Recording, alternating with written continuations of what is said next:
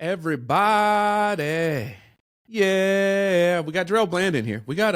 This is different for Black CFP series. This is someone who is currently studying, a student of the CFP. So we'll be able to walk through that process from a little start to finish. Obviously, I'll throw in my story with that as well. But without further ado, Jarell, why don't you tell us about you, your story, and how the hell you even got to where you're at? Hey, well, yes. My name is Jarell Bland, and to tell you the truth, like many people who have found their way in this profession, it was by accident. Growing up, I'm originally from, Harlem, New York, born and raised. I'm one of three children. My mom was NYPD. Dad was an MTA bus driver. I started out my life in the Polo Grounds, living in the apartments, early 90s, not the best neighborhood to be in, where there was a lot of things going on outside. Actually, my grandmother was murdered in the building across from us, and my mom had to go and deal with that whole situation. But one of the great things I'll say about it is my parents provided a home that no matter what was taking place outside, inside of our four walls, we understood what accountability was, and knew that if we wanted to be great, we had to focus and love one another and do the right thing. So they really taught us right from wrong. I've actually moved quite a bit. We moved. I'm 30 now, and I've moved about 18 times in my life. It's the good thing about that is, though, I understand that change is inevitable, and I'm always ready for that to happen. So, growing up, I always thought I would be a professional athlete. I actually was really good at sports. I played basketball. Also played football, and I went to a high school upstate New York, which was a powerhouse in New York State.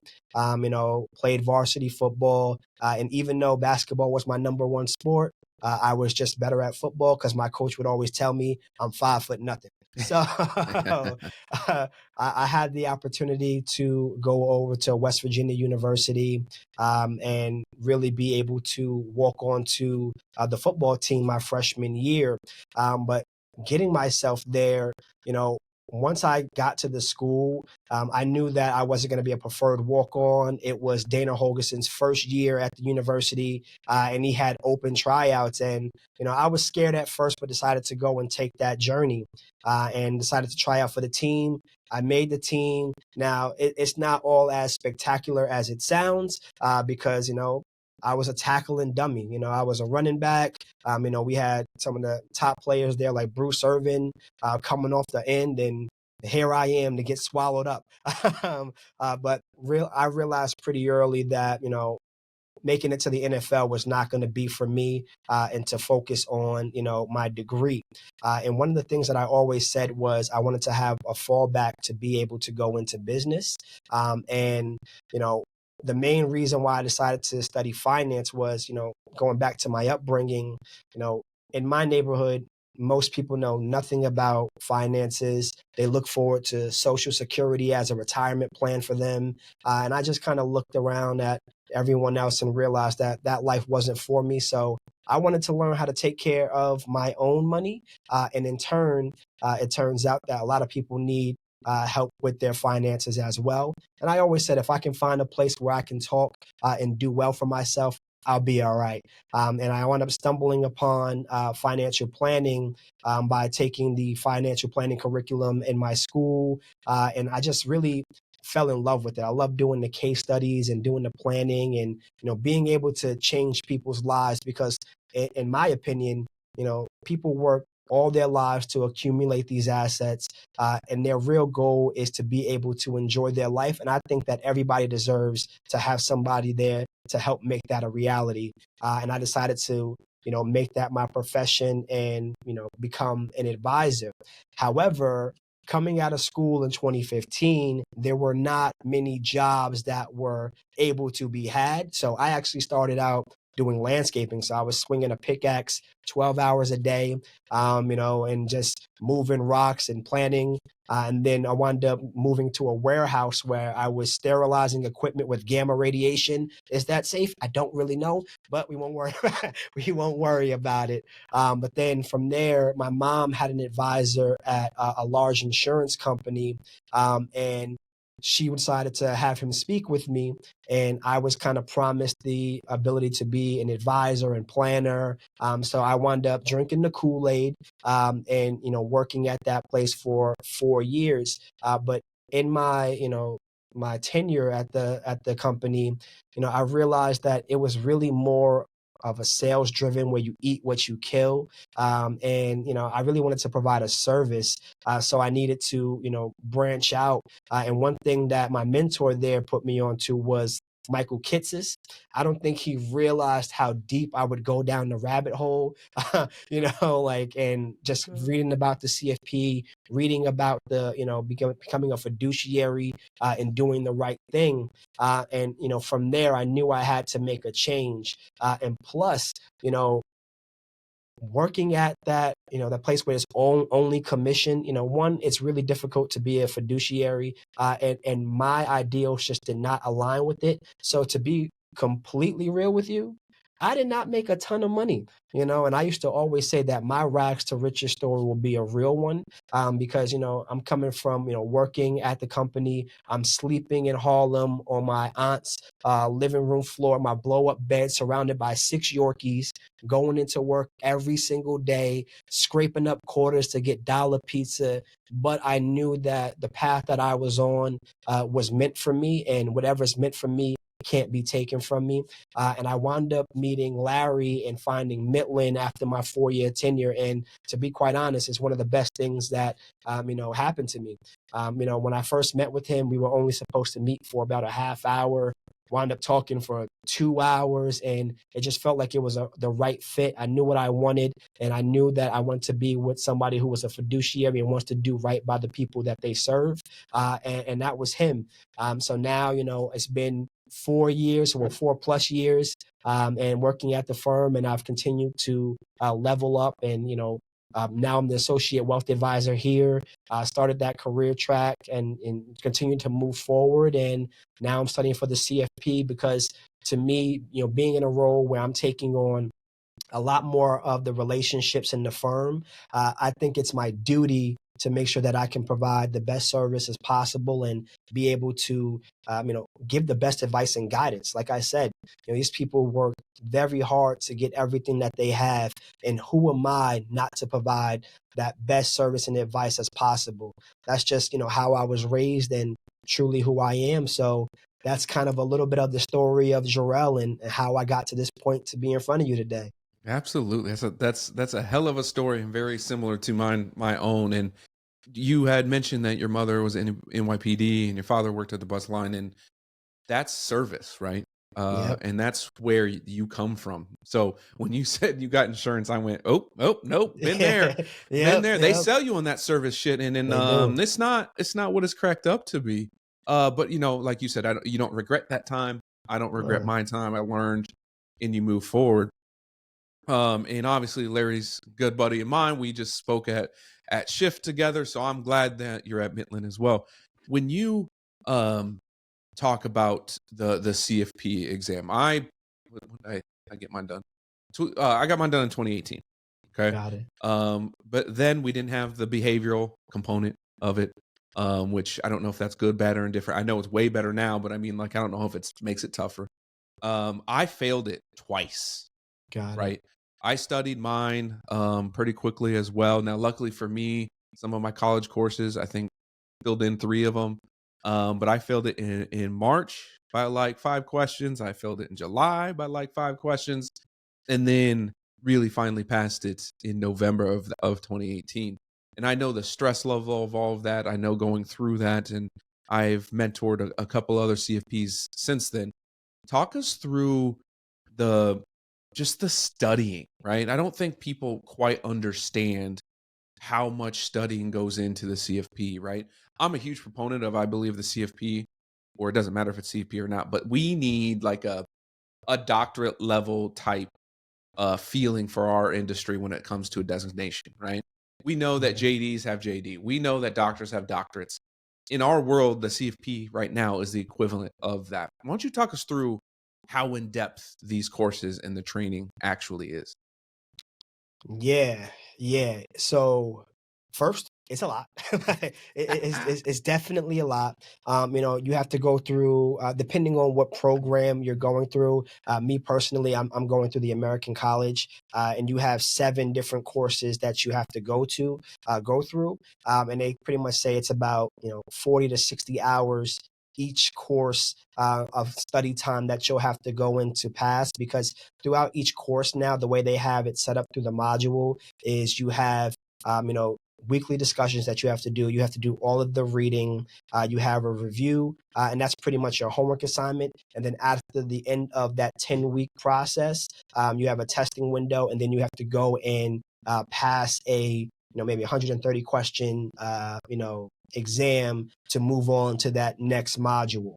And you continue to do that. So you're doing that, the fundamentals of financial planning, investments, you have retirement planning, you have taxation, you have estate planning, insurance and risk management. So you're going through all of these different things. And at the end of all of that, that 7th class, you actually have to do a capstone where the board wants to make sure that you're capable to dissect the person's situation, create a full financial plan that would be, conducted by their standards to be able to give that advice. And even after you do all of that, then you have to get ready to sit for the board exam, which is about 6 hours over one day, which you can have to take. But to prep for that exam, you also have to do a review. Now, can you do it without a review? Sure, but they highly suggest that you do take a review. So the review I'm getting ready to jump into is that Dalton review, and they're telling me that it requires up to 250 hours of study time to be able to be prepared for that final exam come July for myself. So I personally I have to sacrifice a lot of time, so, I'm studying 20 hours a week, for this exam. I'm work 3 hours a day, 5 days a week. And then Saturday, I actually study 5 hours in that day. And then I take Sunday off, like, even Jesus needed to rest, Right. so, to make sure that I do that. So I make sure I do that. And it becomes tough, especially now at this point where I'm in that lockdown mode where I can't really have any distractions because this is so important to me and it's so important to my development in my career. So I have my girlfriend where sometimes she has to take a back seat. I'm like, hey, listen, I got to get up early and I got to study. Like, oh, you want to go to this place? I would love to, but I've got this penciled into my calendar that I have to do it. And to me, I say, what's one quarter for the rest of my life? So it's just sacrifices I have to make. Like even this weekend, I'm gonna go upstate and see my parents, but my parents and live in upstate New York, and if I'm taking the train because we don't want to drive out there, it takes me 5 hours to get up there, and it's not really conducive of the things I'm trying to accomplish at this time. So it takes its toll, and then as you're studying, sometimes you can get down on yourself because some of it can be mundane in the process, but you got to remember, what you're doing it for and, your why. And for me, my why, when I first found out about the CFP, to be quite honest, 2015, I had did my, I was in one of my financial planning classes, had to put together a case study. And at the end of my name, they put Jarell Bland, CFP. And I was like, man, that looks good. Like, man, that looks good. And then it wasn't until I started doing more of my homework in 2020 about the actual CFP itself, where I realized how, underrepresented people who look like me are. At that time, they had came out with their research report that of 90,000 CFPs, only 1,200 of them were Black. And I just felt that, you know, I couldn't stand for that. Like, I wanted to be one of the ones who continues to push not only, the profession forward, but also, my race. Because honestly, before coming into this profession, I have no idea what financial planning was, and I know so many people who look just like me don't know either. I would walk out of my apartment in Harlem, get on my way to work, and nobody knew what I did. All I knew was I wore a suit every day, and I'm just wanting to make that change. So I think it's really important that, I am visible and I'm outspoken so that I can shine a light on a profession that can change so many different lives. Since that time that research came out, it's gotten a little bit better, A little bit, a little bit, a little bit, a but couple we'll percentage take it. points. Yeah, Like, we'll take it in increments, But I think the last time I checked, we're about 19. 98, 98,000 CFPs, 99,000 and 1,900 black CFPs. So about 1.9%. We're looking to crack the 2% mark. You know what I mean? And then the two, and Oh just Lord. continue to Yeah. progress. But I think it's important that we continue to shed our knowledge, and like you said, you're doing the mentoring and showing people the way. That's something I try to do, even though I'm going to be honest, I faced some imposter syndrome when I first did some mentoring, because I always felt like, who am I to tell anybody anything? But I realized that I am the perfect person, because I don't come from a large, like, background and family with money, and I'm just a little black boy from Harlem who's trying to make it. And I've had a lot of different turbulent times in my life, and things were not easy. And if I can do it, so can you. So I found that I think I'm the perfect person to help out, and lead people to learn from my mistakes and stop them from getting, pigeonholed into certain places. Yeah. Yeah. Yeah. No, you're right. There needs to be more of us. We need to be louder for each other, because ultimately our people have never seen, or rarely have ever seen, um, well, any minority for that matter, in this type of position. One, as a CFP, but two, talking about money. I grew up the same way. There was no way I knew really anybody that dealt with money.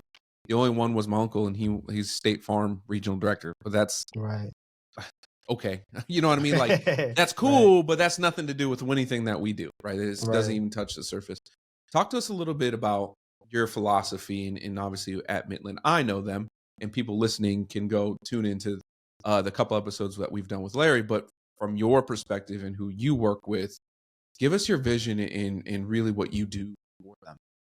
Yeah. Yeah. So here at Midland, I'm able to plug and play, and we have our core values that are near and dear to me, as well as to the firm. The first one being, proactiveness and proactive and responsive communication. One, I think that's so important, because a lot of times when people are having someone deal with their money, when they have questions, they don't want to have to wait, to the end of the year, or have to call a 1-800 number and speak to a bunch of different people all the time.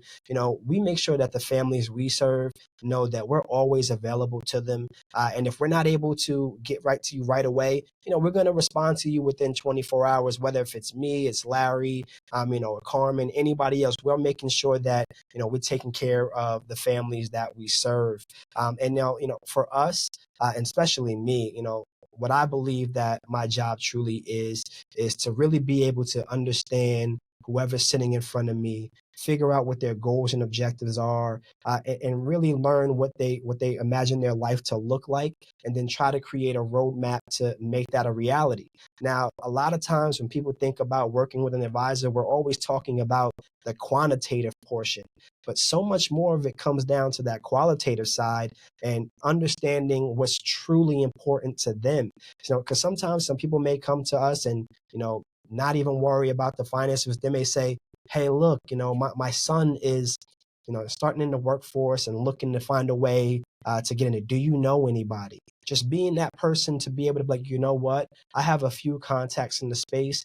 I can't make any promises, but I'll reach out to them and see what I can do. And I was able to actually find somebody a job, you know what I mean? Which Right. was, very rewarding situation. And then even, one of my favorite things that's actually happened to me in this last year, I had a family who I was working with who never ever thought they would be able to buy a house. And then going through the planning, a situation came up where they had a few months to either buy the house or they had to get out.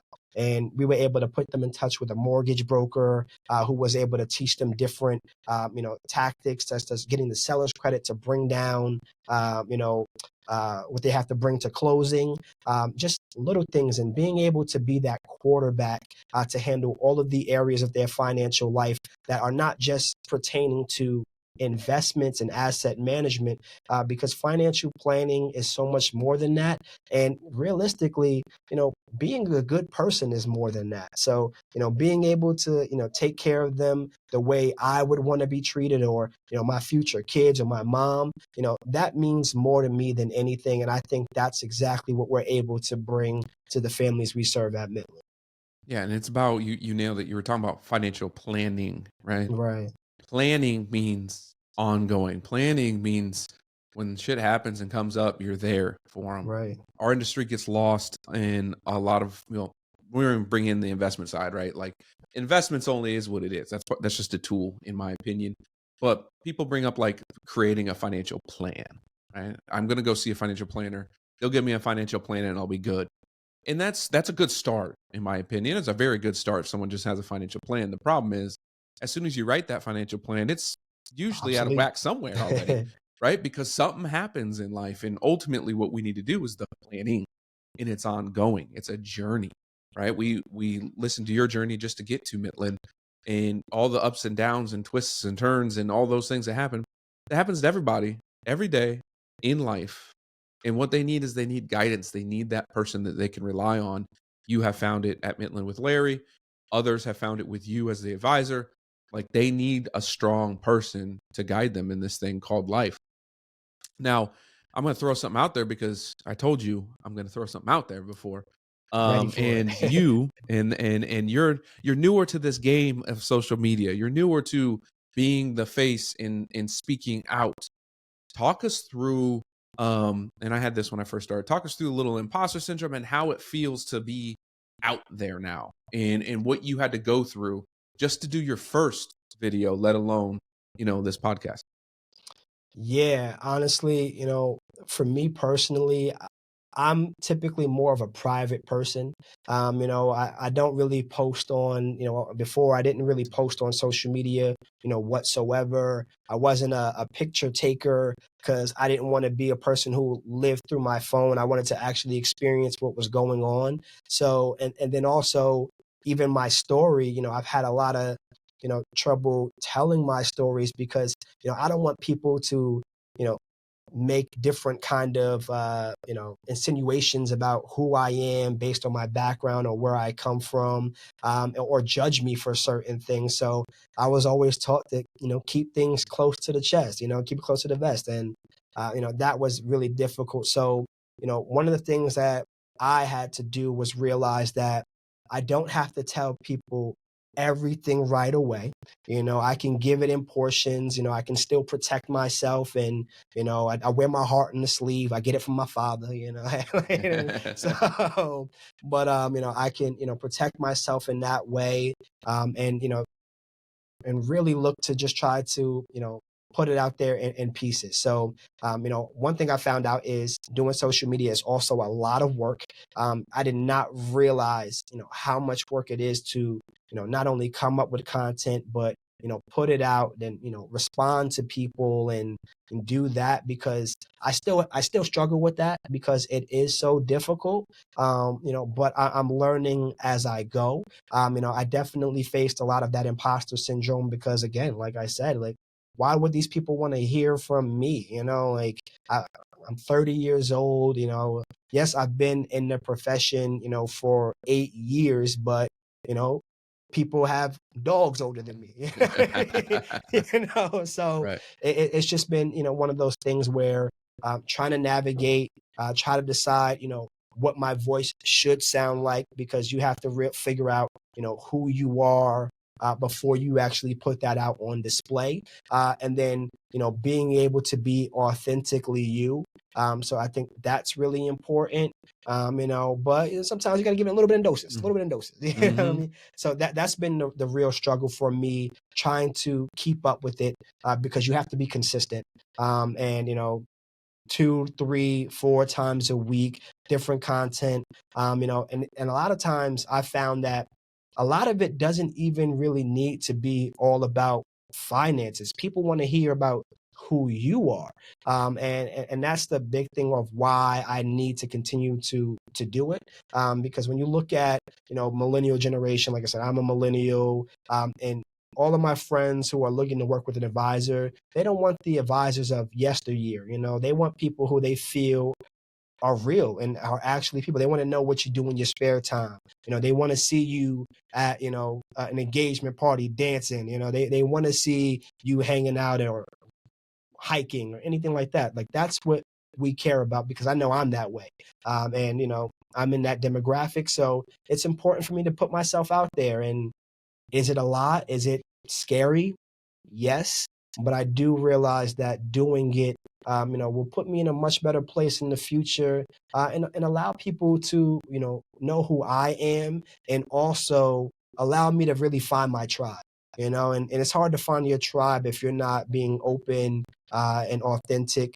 You won't attract the right people who you're looking to be around. So, yeah, social media, important but difficult. It's exhausting, Oh my right? It's goodness. exhausting. Crazy. We were at Shift Conference, and before Larry and I got on stage, I had a podcast episode I did.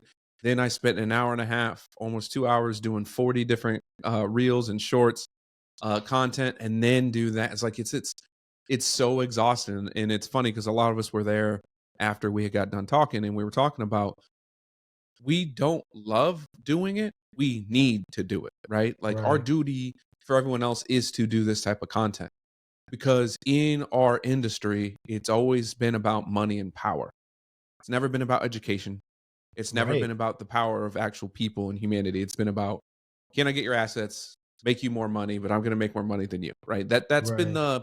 the way our industry has grown, and sadly is still prominent in that way. But in order for them to understand who we really are and what the real conversations are like with clients, we have to be in there. We have to be in social media. We have to Yeah. be out there as much as all the other content, because if not, who's going to do it? It's not. I promise you, it's not going to be the big firm. It's not going to be Vanguard, Fidelity, Schwab. It's not. It's not going to be them. There's no way Merrill Lynch is doing it, right? None of those things are happening, because it comes down to us as individuals, as the planners, to do so. And so I'm happy that you're in the game now. Also sad for you a little bit because it's exhausting, but you know what I mean? I'm glad you're in the game. Yeah, and I feel like, it's important for us to pay it forward. So, like, you're talking about that financial literacy and education, being able to give that away, and like, be realistic. The average person, a lot of my family members, and when I talk about, finances, they need to be, I don't want to say like dumb down, but they need me to bring it to a level where, they're like, tell me like I'm in kindergarten, Right. like, I need to know the basics before I can learn these, high level topics. And a lot of times just telling them the basics of things can really change their life.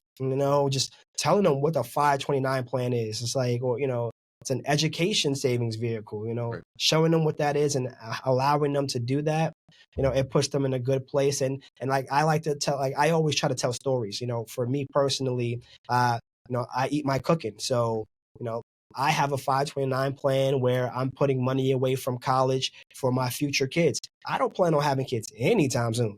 Anytime soon. However, I'm doing it because, I'm still paying back student loans. And if I can put, my future children in a situation where they don't have to do that, then I just set them up to, be better than me. And really, that's my goal. I think that we all stand on our previous generation's shoulders. And my goal is to make sure that, my kids can do better than me and their kids can do better than them, and so forth and so on. But it starts with me because I'm that pathfinder. So, Yeah, which is which is heavy too. It's heavy. In our industry, majority of us minority CFPs are the pathfinders. We are the first generation. We are the ones that are, bringing this light to this tunnel, this long ass tunnel, right? Yeah. That is on us, and that's heavy for a generation, in a person. Ultimately, that's something that we don't get to fall back on. We don't get to fall back on books of business in billion-dollar IRAs that have been around forever. We don't get that. That's not Right. in us. Not to mention the majority of our clientele base also are first gen or second gen and don't have hundreds of millions of dollars to fall back on from their legacy Right. plans, right? And that's that's what's different. That's what's changing and shifting. We literally had a post today from Thomas Kopelman, and everyone jumped on it. Both LinkedIn and Twitter, by the way. And he was saying that there's a shift in our industry, the shift away from investments and investment management, as that just now was a tool and a commodity, a shift to financial planning. And I'll throw in that it's more of a modern family office where we are quarterbacking everything and bringing those experts and professionals to our clients, right? Not making them go find them. We're bringing them to their doorstep to make sure that plan is in place. And so we had brought that up, and everyone's kind of all over the map a little bit, but ultimately we all agree it's a shift towards financial planning. And the way we're going to shift towards financial planning is we need to know that we have professionals who have some type of board certified exam. For us right now, that's a CFP, right? Right. In order to get done, and that people can trust that in that light, right? I told you, I'm from the insurance world. They call themselves financial advisors now. They don't, no, Yeah. they don't do that. They do mutual funds, maybe some Yeah. stocks. Yeah. That's not financial advising. That's just investment stuff. And guess what, everybody? Investments make up a very small piece of your entire pie. Because if you cannot get your budget, your insurance in order, and all of those things in order, you should not and cannot be putting money into investments, right? Right. And so it doesn't matter what return we can get you. If there's $0 in there, 0 times whatever is still 0, Still right? zero. So we got to focus on those other things, a lot. And so bravo to you to understanding that and finding the firm that can let you ride that way. Now, let's get into sports, right? Yes, We're both sir. football players. My favorite. You're a running back. I finished my career as a linebacker. Okay. As of You today, don't want to see actually, me in the A gap. oh, don't do that. Don't do that. Come on now, don't do that. I'll put pads. I'll put them back on. Hey, I will bring my ass all the way up there to New York, and I will put them back on. I stay in shape, I still be, Hey, moving weight, still be on the field, okay, we'll see. What do you believe that grind of being specifically a student athlete, which never felt like a student athlete, it always felt like full-time job, pounding my body, and then, oh, by the way, I still have to go to school. Yeah. What do you think that has done and adapted you as a person for that time that you were an athlete? Taught me 2 words: discipline and commitment. Like, to me, being an athlete and being a part of a brotherhood, one of the main things I never wanted to be was the weakest link. I refused to be the weakest link. It also taught me to stay hungry. I was always undersized. So it put a chip on my shoulder, and I may not be the most talented person, but I always knew that nobody was going to outwork me.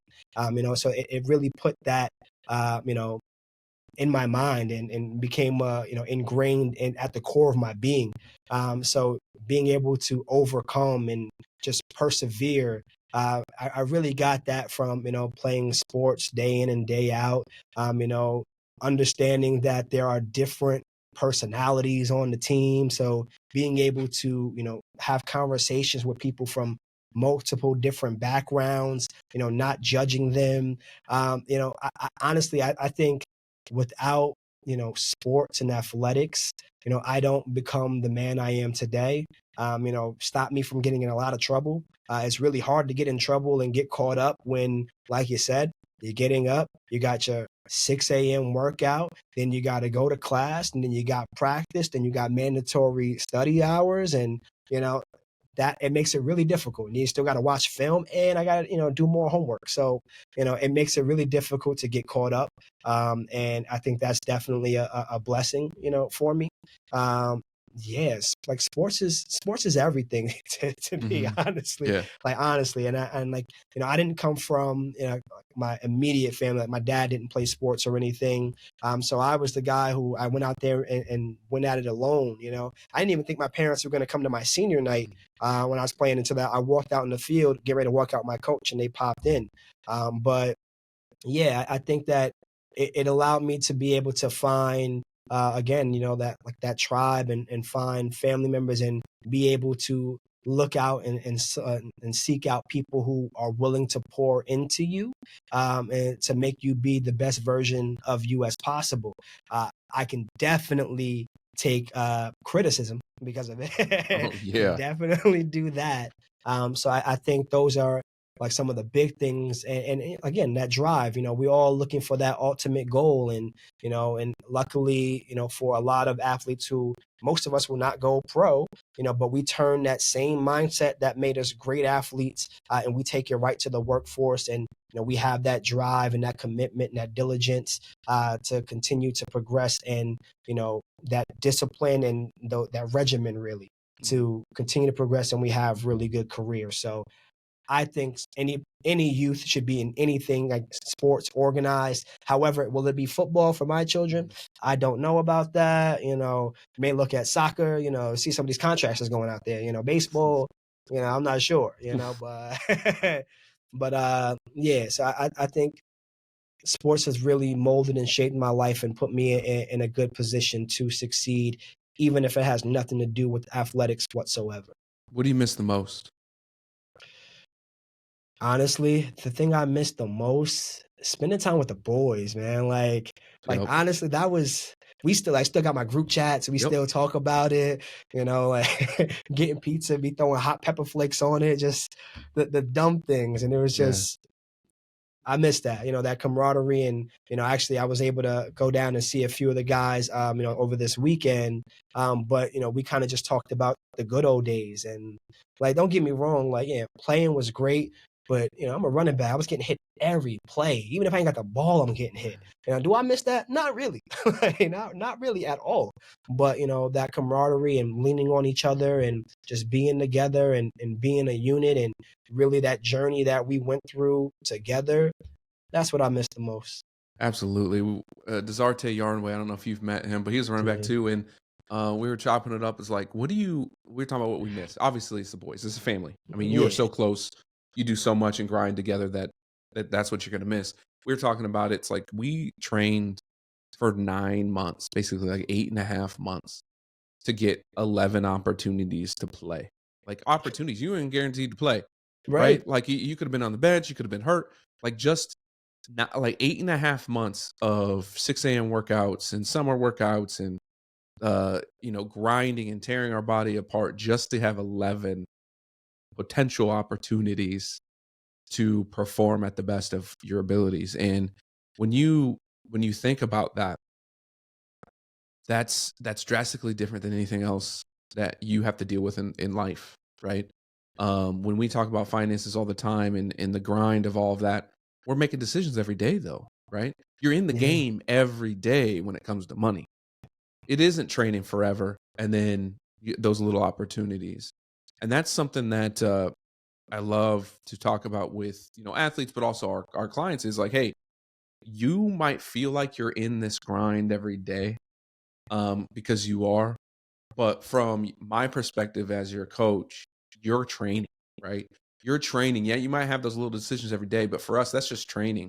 Those big opportunities, those 11, usually it's not 11 for people, but you Yeah. know what I mean? Like every year, there's going to be about 2 to 4 big decisions that you make that will sway your journey one way or another, right? Some of it is a new career, having a kid, getting married, but also some of it is figuring out how do I get that next step of a promotion? How do I Right. invest back into myself, both my mental and physical health, to reach another level, right? And that's what's really cool about our position is we are a quarterback, we are a coach, we are a consultant, but we're the ones that can keep you in this path and that track. So again, kudos to you to join in this firm and or the firm and getting involved with the CFP. Now, before we let you go and let everyone go, what is one thing that you want everyone to take from you your journey in order to either fulfill their purpose, come work for you or with you, or something? What is one thing that you want everyone to take away? The main thing that I want people listening to take away, don't ever quit. It may seem like, you're at the point of maybe no return. You don't know which way to go. You can't see the light at the end of the tunnel, but just keep those feet moving. Just keep going because what's for you is for you. Nobody will ever take that away from you, and you will reach the promised land eventually. It may be a long, dark road, but don't ever give up because the guarantee is if you give up now, you're never going to make it. But you have that opportunity that if you keep going, you'll get more than you ever could have imagined. And really, that's all I hope you take away from, speaking with me, meeting with me. I want you to be a better person and be better off that because you had a conversation with me or met me. I want to leave you better off than the way I found you. And that's what I have to say. You heard it from the running back. Don't stop your feet, right? Don't That's stop it. the Keep feet. them feet moving. Get the feet moving. Where can we find you at if people want to reach out to you? Yes, I am on Twitter. I probably should know what my handles are. Don't worry about that. We got you. So I'm on Twitter. I'm on LinkedIn. And if you want to see some other stuff, I'm also on Facebook as well. Absolutely. And hit us up, chop us up, communicate. We love to chat on those social medias as well. Again, you heard it from our man, Jarell Bland, the resident running back. Keep your feet moving. This is No BS Wealth Podcast. Come check us out on our new website as well. But like we always say, just keep grinding. Just keep grinding. My man, pleasure. The preceding program was sponsored by Black Mammoth. Any awards, rankings, or recognition by unaffiliated third parties or publications are in no way indicative of the advisor's future performance or any individual client's investment success. No award, ranking, or recognition should be construed as a current or past endorsement of Black Mammoth. Information regarding specific awards, rankings, or recognitions is available on the Black Mammoth website, www.blackmammoth.com. All investment strategies have the potential for profit or loss. Investment strategies such as asset allocation, diversification, or rebalancing do not assure or guarantee better performance and cannot eliminate the risk of investment losses.